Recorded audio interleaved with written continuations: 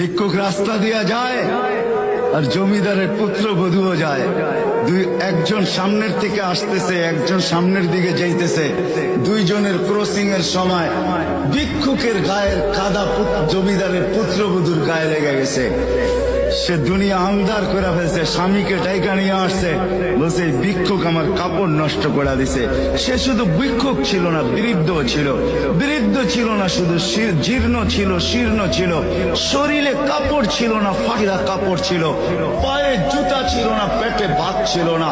জমিদারের পুত্র সইতে পারে নাই, যৌবনী শক্তি সয় কি কইরা তার স্ত্রীর গায়ে ভিক্ষুকের কাদা, বস সমগ্র শক্তিকে হাতে জমা করা, একত্র করা বৃদ্ধের গালে বসায়। বৃদ্ধ কিচ্ছু বলে নাই, শুধু উপরের দিকে তাকায় তিনটা শব্দ উচ্চারণ করছেন। শব্দগুলা হলো ইয়া মাল্লাহ তারা হলো ওয়ুন, ও আল্লাহ চোখে দেখা যায় না। ও তারা কুল্লা শাই, তুই সব দেখিস। ফারা তারা মা বি, তুই কি দেখিস না আমার সাথে কি ঘটতেছে? এটা কি দেখিস না? বলতে দেরি যুবক, মরতে দেরি হয় না। জমিদার চলে আসছে, প্রতিশোধ নিবে। বৃদ্ধের একদিকে মুস্কি হাসি, একদিকে বলতেছে প্রেমের খেলা এমনই হয়। জিজ্ঞাসা করছে কিসের প্রেমের খেলা রে?